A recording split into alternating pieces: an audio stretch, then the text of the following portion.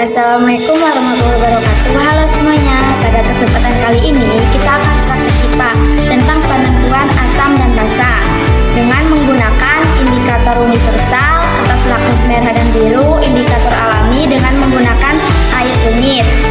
Praktek IPA ini bertujuan untuk menentukan dan membuktikan suatu zat yang bersifat asam atau basa. Sebelum kita memulai praktek, sebaiknya kita perkenalkan dirinya masing-masing terlebih dahulu. Selamat menyaksikan.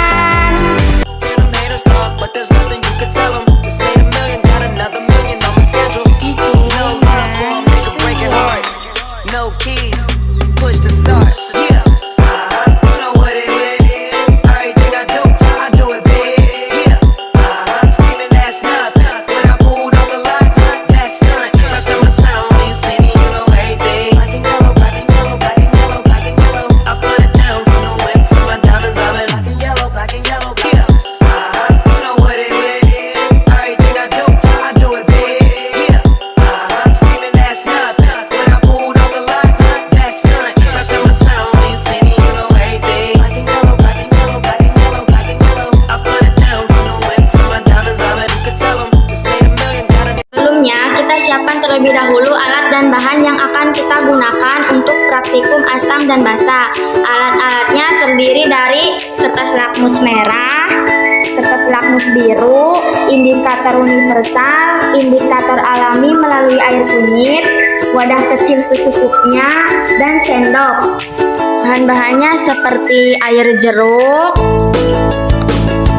garam, air sabun, cuka, pembersih lantai, minuman bersoda, dan obat Promak.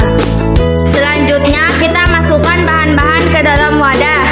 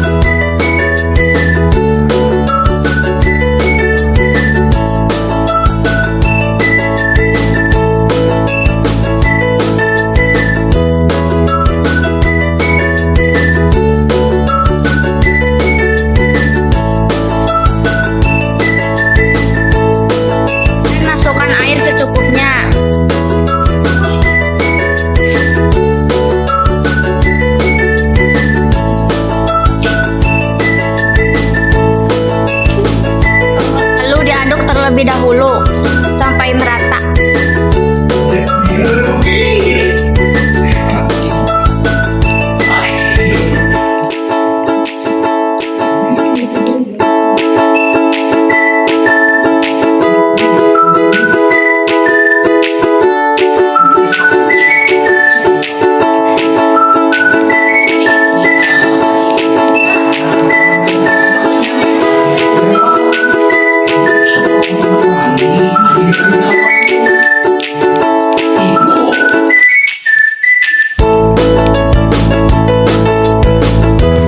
Pertama, kita masukkan kertas lakmus merah dan lakmus biru ke dalam larutan cuka. Nah, di sini terlihat pada lakmus merah dia tetap merah dan untuk lakmus biru berubah menjadi warna merah. Ini artinya larutan cuka bersifat asam. Kedua, kita masukkan indikator universal ke dalam larutan cuka. I love it when you say my name real slow.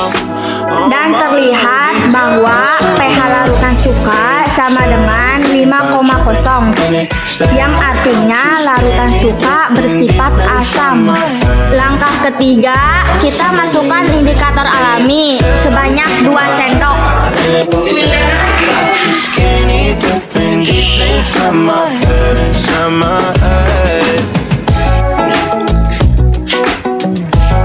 Diaduk terlebih dahulu dan lihat perubahan warnanya. Nah, di sini terlihat perubahan warnanya menjadi kuning cerah. Ini artinya cuka bersifat asam. Langkah pertama, kita masukkan kertas lakmus merah dan lakmus biru ke dalam air jeruk. Nah, di sini terlihat pada lakmus merah dia tetap berwarna merah dan untuk lakmus biru berubah menjadi warna merah. Ini artinya jeruk bersifat asam. Langkah kedua, kita masukkan indikator universal ke dalam air jeruk.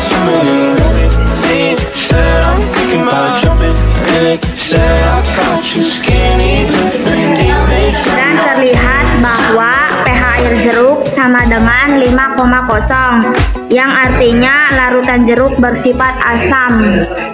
Langkah ketiga, kita masukkan indikator alami sebanyak 2 sendok. Diaduk terlebih dahulu dan lihat perubahan warnanya. Nah, di sini terlihat perubahan warnanya menjadi kuning cerah. Ini artinya jeruk bersifat asam.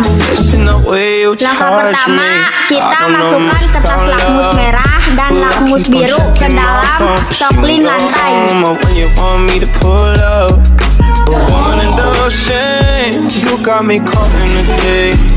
I love it when you say my name real slow.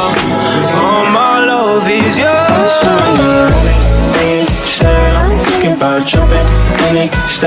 Got you skinny dipping deep inside my head. I'm swimming in it.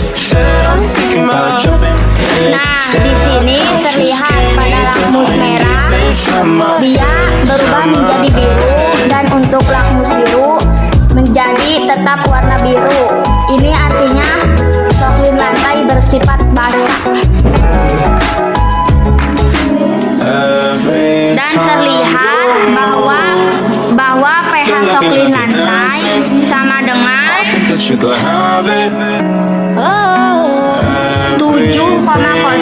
yang artinya larutan soklin lantai bersifat basah. Langkah ketiga, kita masukkan indikator alami sebanyak 2 sendok.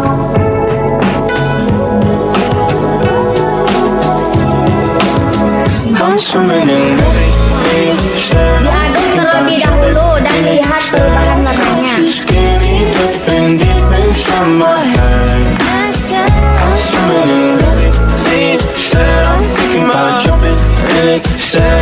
Nah, di sini terlihat perubahan warnanya menjadi kuning gelap. Ini artinya soklin bersifat basah. Pertama, kita masukkan kertas lakmus merah dan lakmus biru ke dalam minuman soda.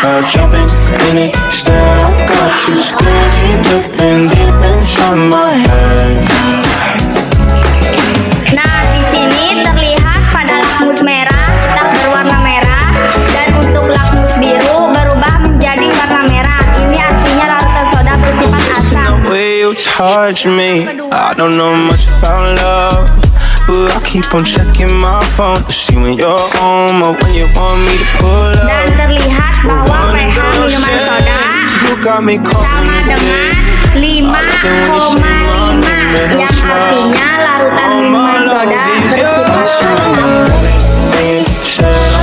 Langkah ketiga, kita masukkan indikator alami sebanyak 2 sendok.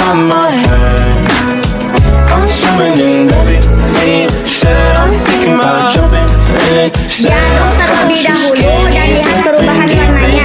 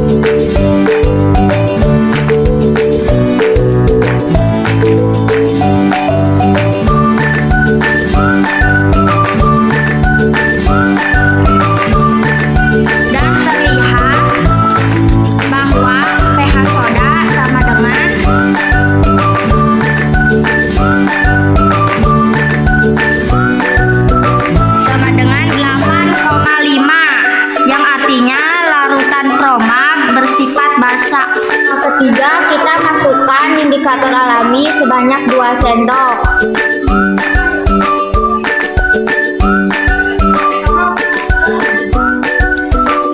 Diaduk terlebih dahulu.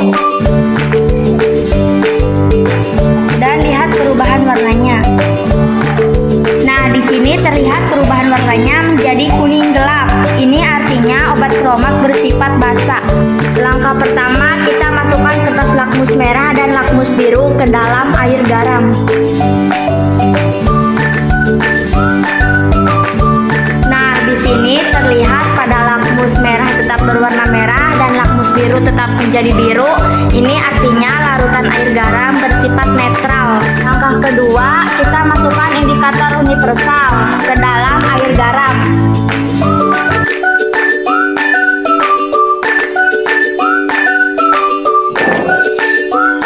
Dan terlihat bahwa pH soda sama dengan 7,0 yang artinya larutan air garam bersifat netral. Langkah ketiga, kita masukkan indikator alami sebanyak 2 sendok. Diaduk terlebih dahulu dan lihat perubahan warnanya. Nah, di sini terlihat perubahan warnanya menjadi kuning tetap. Ini artinya air garam bersifat netral. Pertama, kita masukkan kertas lakmus merah dan lakmus biru ke dalam air sabun.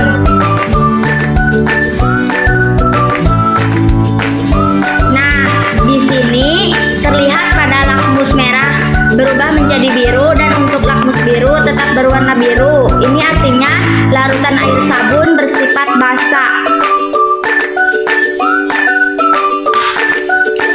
Langkah kedua, kita masukkan indikator universal ke dalam air sabun.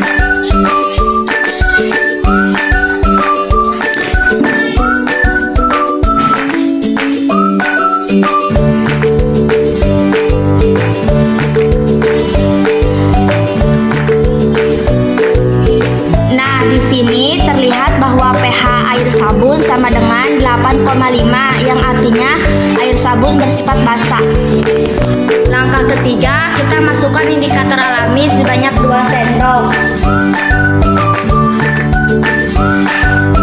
Diaduk terlebih dahulu